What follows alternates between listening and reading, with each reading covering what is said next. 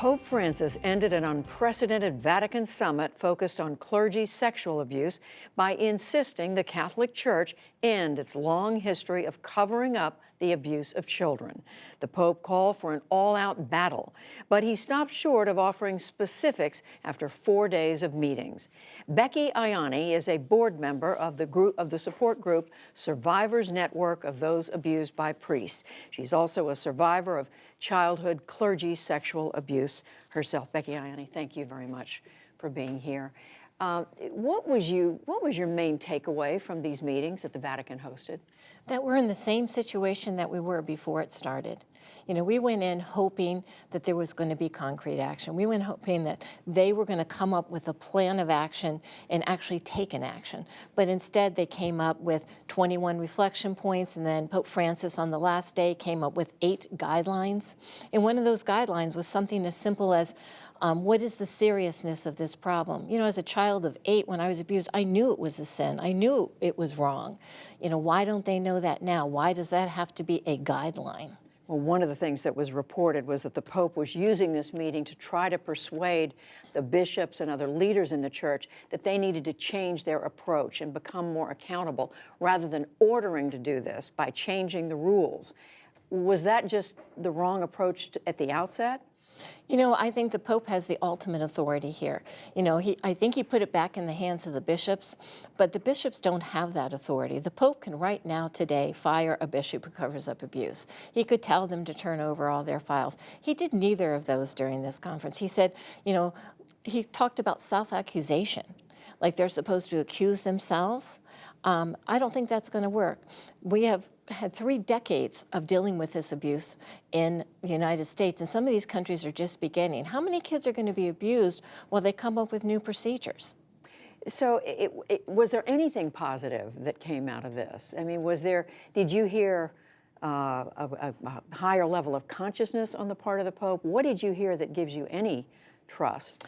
I heard Sister Veronica, one of the sisters who spoke during the summit, and she spoke to the bishops about how they needed to do something. And seeing a woman speak, to me, was encouraging. I was encouraged to hear, appalled, but also encouraged to hear Cardinal Marx talk about documents being destroyed, and saying that out loud kind of led me to, is there going to be more transparency? But overall, I really don't think much happened. I don't think we came out with anything that's going to protect a child. Well, you mentioned the Cardinal speaking about documents being destroyed. What was the reaction to that? I mean, that's a remarkable acknowledgement. It's a remarkable acknowledgement, but I don't think it's a surprise to victims.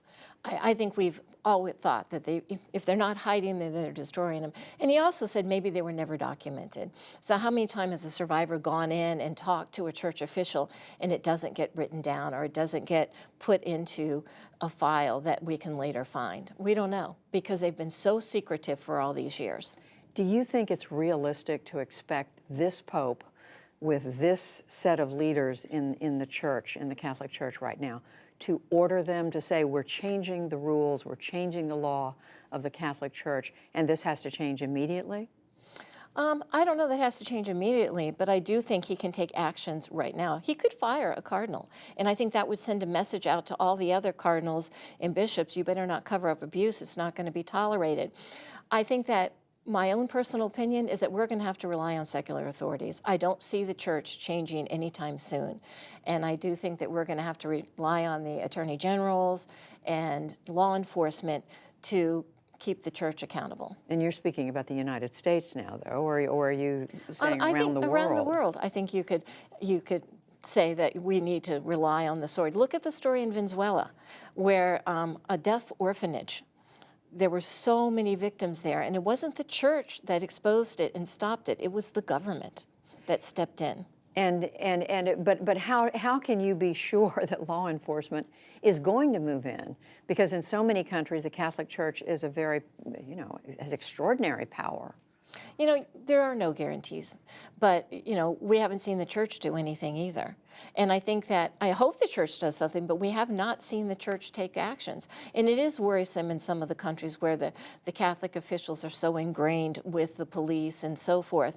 But, you know, we as an organization can can hope to continue to hold them accountable and to do what we can to protect children. And just very quickly, are you and others in your organization, other organizations who represent survivors, speaking now to the Vatican to let them know what you think about this meeting? Yes, and we sent Pope Francis a letter before it started, and we outlined 5 things that we wanted him to do. And so he already has those 5 things, and we'd like to see him still do them. Becky Yanni with Survivors Network of Those Abused by Priests. Thank you very much. I thank you for having me.